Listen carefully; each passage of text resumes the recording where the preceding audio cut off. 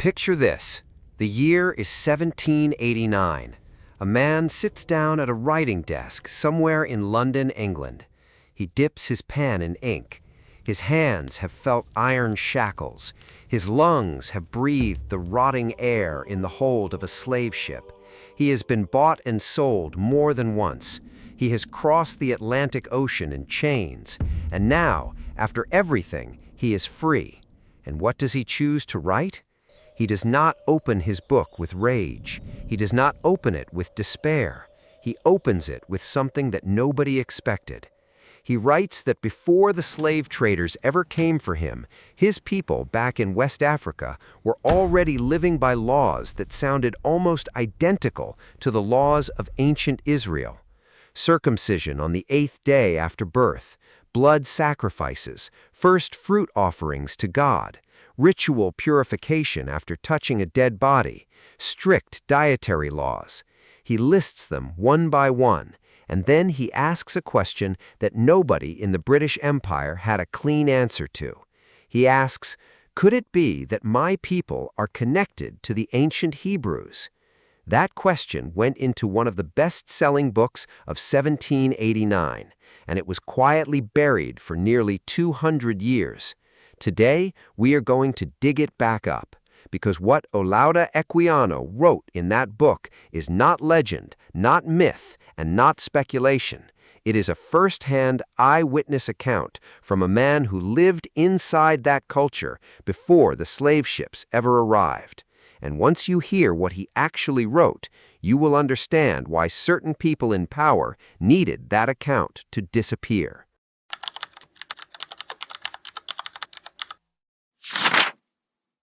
To understand why Equiano's testimony matters so deeply, you first have to understand who he was and what was taken from him. Around the year 1745, a boy was born in a village in what is now southeastern Nigeria. His name was Olaudah Equiano. He was born into the Igbo people, one of the largest ethnic groups in West Africa. His father was a community elder, a man of rank and authority, the kind of figure the Igbo called an embrenche. This was not a poor or forgotten family. This was a family with standing, with traditions, with deep roots going back generations. Young Olaudah grew up watching his father carry out the rituals and ceremonies that held his community together. He learned the customs of his people the way all children learned, not from textbooks, but from living inside them every single day. Then, one afternoon in approximately 1756, when Equiano was around 11 years old, slave raiders came while the adults of the village were working in the fields. The children were home. And in one devastating moment, Equiano and his sister were seized, separated, and his world ended. He was passed from trader to trader across hundreds of miles of the African interior before he ever saw the ocean. When he finally reached the coast and saw the slave ship waiting in the water, he later wrote that he believed he was going to be eaten by the white men on board. That was how foreign and terrifying this world was to a child from an inland village. He had never seen the ocean. He had never seen a large sailing vessel. And yet he was forced into the ship's hold with hundreds of other human beings, packed so tightly they could barely move, in conditions so horrific that people began to die around him within days. The crossing of the Atlantic that Equiano survived is known to history as the Middle Passage. Historians estimate that somewhere between 1.5 and 2 million enslaved Africans died during these crossings alone before they ever reached the other side. Equiano survived, but that survival would cost him nearly everything he had ever known. He was sold in Barbados, he was renamed, he was moved again, sold again, and eventually came to work for a British naval officer named Michael Henry Pascal, who gave him the name Gustavus Vasa, a name Equiano was forced to carry for many years. He sailed on British naval vessels during the 7 Years' War. He educated himself, learning to read and write English with fierce determination. He converted to Christianity. He saved money across years of labor and negotiation. and in 1766, approximately 10 years after he was first kidnapped, Olaudah Equiano purchased his own freedom. Think about that. He was stolen from his home at age 11. He crossed the Atlantic in chains. He was renamed, resold, and stripped of everything. And he came out the other side free, literate, educated, and with a story that the world needed to hear.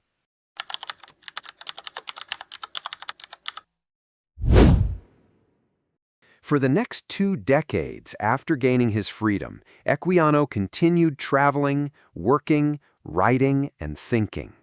He became involved in the growing abolitionist movement in Britain. He was friends with prominent abolitionists. He testified before Parliament. He advocated loudly for the end of the slave trade. And in 1789, he published the book that would cement his place in history. The full title was The Interesting Narrative of the Life of Olaudah Equiano, or Gustavus Vassa, the African, written by himself. That last phrase, written by himself, was not a small detail. It was a declaration. Because one of the primary weapons used by defenders of the slave trade was the claim that Africans were not fully rational beings, that they could not produce literature, that they had no complex inner life worthy of documentation. Equiano's autobiography dismantled that argument on sight.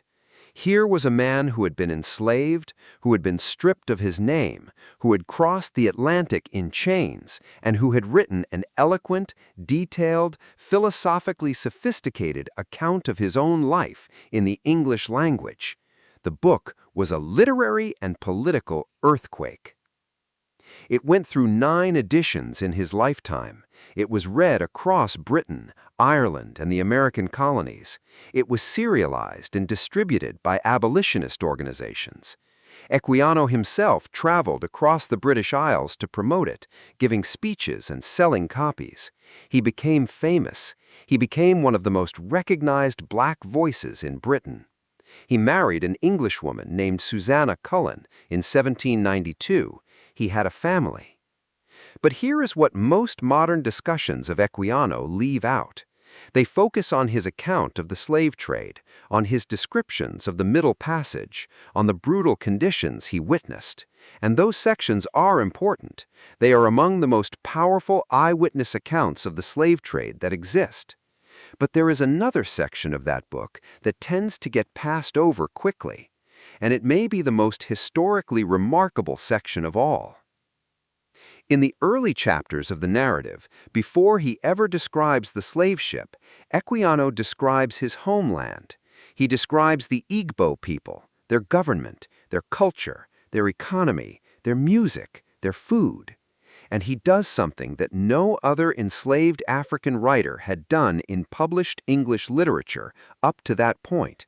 He sits the customs of his people directly next to the laws of the Old Testament and says, "Look, these match."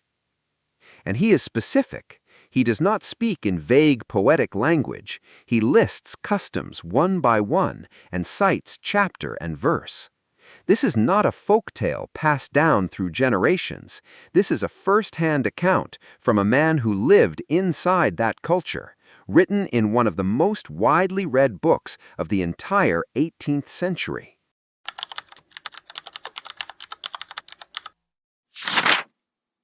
Now, this is the part of the story that you cannot fully appreciate until you see the details laid out. So let us go through exactly what Equiano wrote and exactly what the Old Testament says. The first and most striking parallel Equiano describes is circumcision. He writes that among his people, male children were circumcised at 8 days old.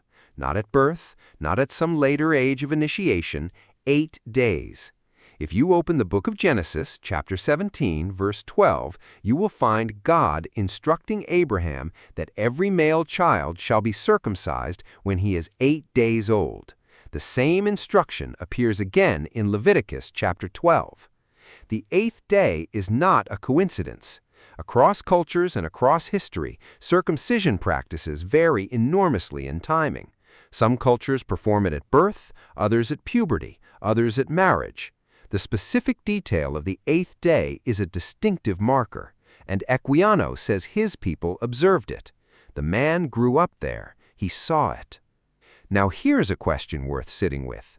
If your ancestors practiced something as specific as circumcision on the 8th day, passed down across centuries, what does that suggest to you about the origin of that practice? The second parallel Equiano describes involves ritual offerings and blood sacrifice. He writes that his people offered the first fruits of their harvest and performed animal sacrifices in religious ceremonies. In the Old Testament, first fruit offerings are commanded repeatedly. Leviticus chapter 2, Numbers chapter 28, Deuteronomy chapter 26. The concept of offering the first portion of the harvest to God before the community eats is one of the most distinctive features of ancient Israelite religious practice. It is not universal. It is not found in every ancient African religious system. Equiano says his community had their own version of these distinctions. Third, Equiano describes purification rituals after contact with the dead. He writes that among his people, anyone who touched a dead body was required to undergo a process of ritual cleansing before they could rejoin the community. Open the book of Numbers, chapter 19. You will find a detailed set of laws governing exactly this situation. A person who touches a dead body is considered ritually unclean for 7 days and must undergo specific purification rites before being restored to the community. This is not a concept that appears in every ancient culture. It is one of the more distinctive features of the Mosaic Law, and Equiano says his people practiced it. Fourth, Equiano writes about dietary laws and distinctions between clean and unclean animals. He describes how his people had specific prohibitions around certain foods and animals. The Mosaic dietary codes in Leviticus chapter 11 and Deuteronomy chapter 14 are among the most detailed and distinctive legal texts in the entire Old Testament. The specific distinctions drawn between animals that can be eaten and animals that cannot are a hallmark of Israelite identity. Equiano says his community had their own version of these distinctions. Fifth, Equiano describes washings and cleansing practices around food and before eating. He writes that his people washed before meals in ways that had a ritual dimension, not merely a hygienic one. In the Mosaic Law and in later Jewish practice, ritual hand-washing and washing before eating carries deep religious significance. And then Equiano does something that most writers would stop short of doing. He does not just describe the parallels, he draws the conclusion openly. He writes that he cannot help believing that his people were descended from, or in some way connected to, the Jews. He uses the word Jews. He's not being poetic. He's making a historical claim based on cultural evidence that he personally witnessed. Now stop for a moment. A man who was actually there. A man who grew up inside that culture. A man who had no political motivation to make this particular argument because it was not a popular argument even among abolitionists in 1789. This man looks back at everything he observed as a child and says these practices look like the Old Testament. That is a first-hand testimony from a primary source, and in historical scholarship, first-hand primary source testimony from someone inside the culture is considered among the highest categories of evidence. So why did it get buried?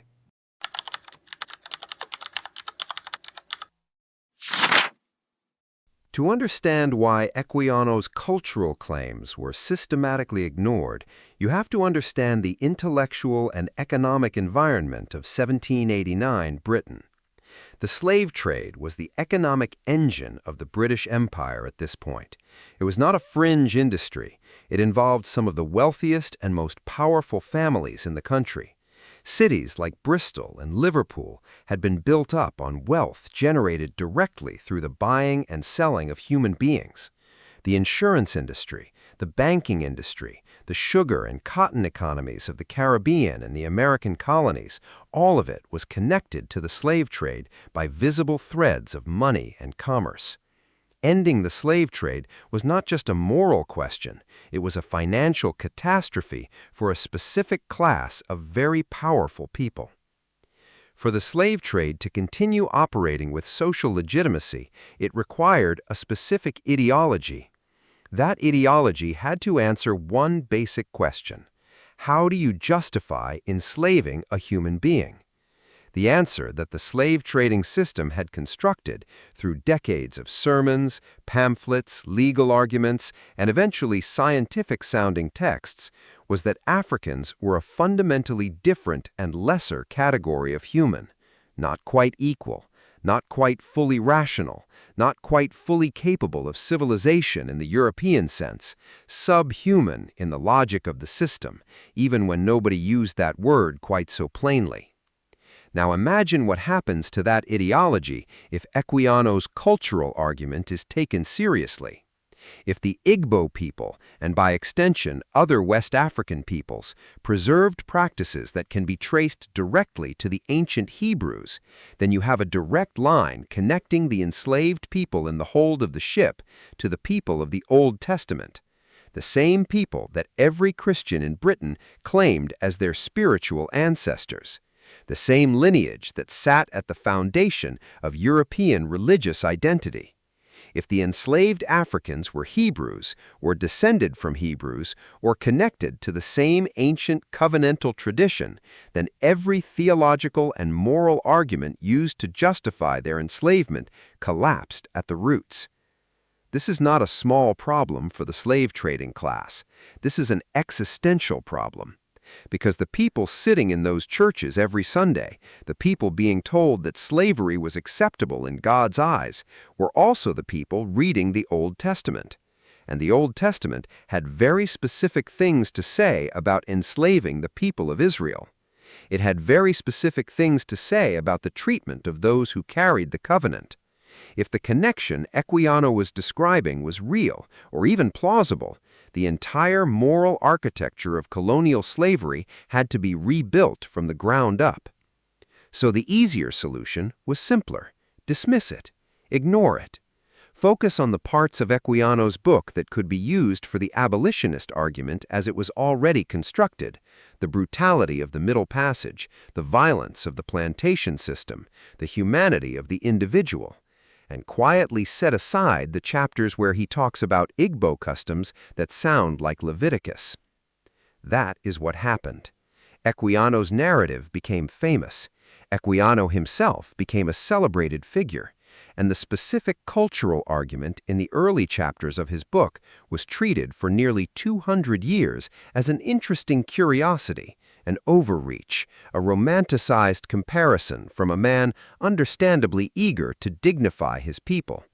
It was not taken seriously as historical evidence, not by mainstream historians, not by colonial scholars, not by the institutions that shaped how history was taught and remembered. And that dismissal was not an accident. It was a choice, made by people who had every reason to make it.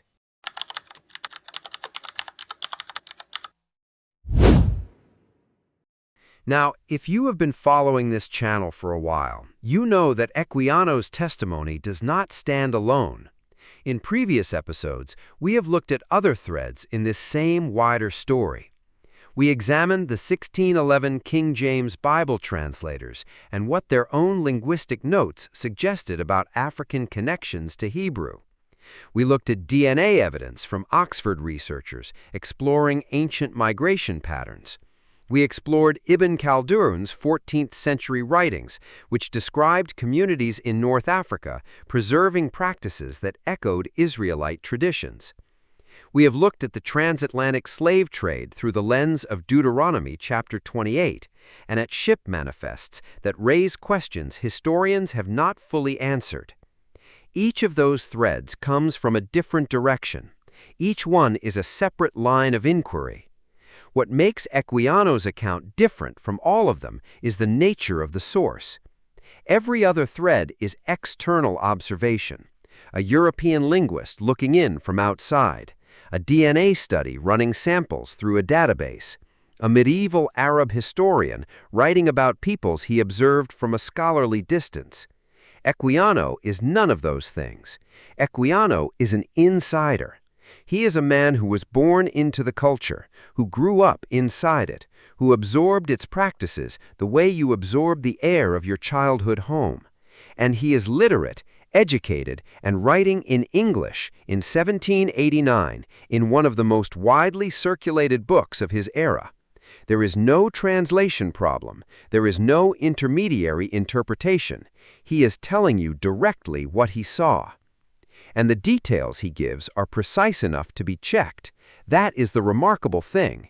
He does not say, my people had some general religious practices that felt similar to ancient Hebrew ones. He says circumcision on the 8th day. He says first fruit offerings. He says purification after touching the dead. These are specific, checkable, datable practices. They are described in specific chapters and verses in the Old Testament, and they match. Now, scholars today do debate the exact nature of the Igbo-Hebrew connection. Some argue for a direct ancestral link. Others argue for parallel cultural evolution. Others argue that some of the parallels may have been introduced through trans-Saharan trade networks that brought cultural elements from the ancient Near East into West Africa over centuries. These debates are legitimate, they are worth having, but all of them have to begin with the same acknowledgement.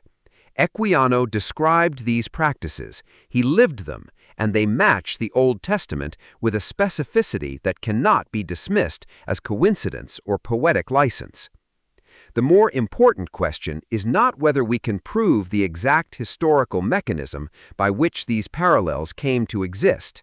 The more important question is why it took 200 years for mainstream historical scholarship to take Equiano's testimony as a cultural and historical document, rather than treating it as a curiosity to be noted and moved past. And the answer to that question brings us back to the same place it always does: power, and who benefits from what gets remembered. What do you think? Is Equiano's testimony the strongest piece of evidence in this entire conversation? Or do you think the external sources, the DNA studies, the linguistic records, carry more weight? Drop your answer in the comments. There is no wrong answer here. This is exactly the kind of question historians argue about in journals and conferences. We want to hear how you reason through it.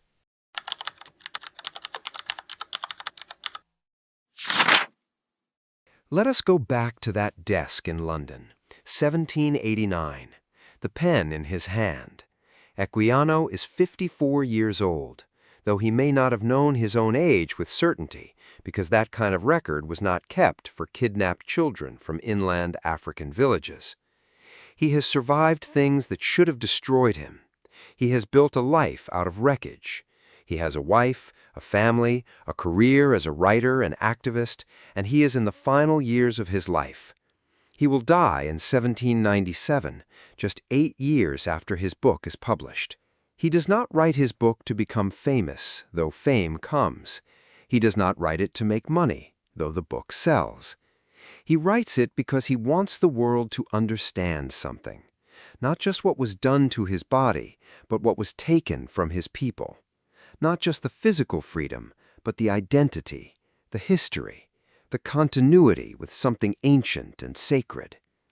He writes the words about the Hebrew customs of his people in the early chapters of his narrative, almost as if he needs to establish something before he tells the story of loss. As if he needs to say to the reader, before you learn what happened to me, understand what I came from. Understand that we were not empty, we were not blank. We were not waiting to be filled up with someone else's civilization. We had one. We had it long before the slave ships came. That is what Equiano's testimony is at its core. It is an act of historical witness.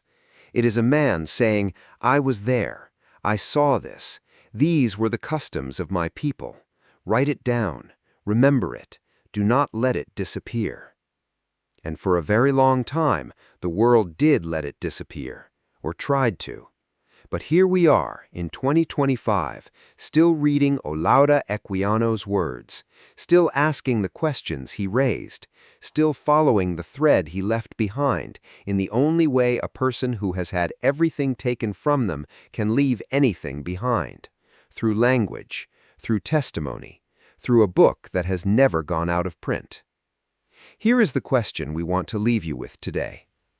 If Equiano's first-hand account had been taken seriously by historians in 1789 and studied as rigorously as other primary source documents from that era, how different would our understanding of African history be right now? How different would the conversation about identity and heritage and ancient connections be today? Think about that and leave your answer below. Because this channel exists for exactly this kind of conversation: the history that was recorded, the history that was buried, and the questions that are still waiting for serious answers. If this video added something to your understanding of African history, please share it with one person who needs to hear this. The algorithm rewards channels that create real conversation, and every comment you leave helps push this content to people who have never seen it. We read every comment, we take every question seriously, and we'll see you in the next one.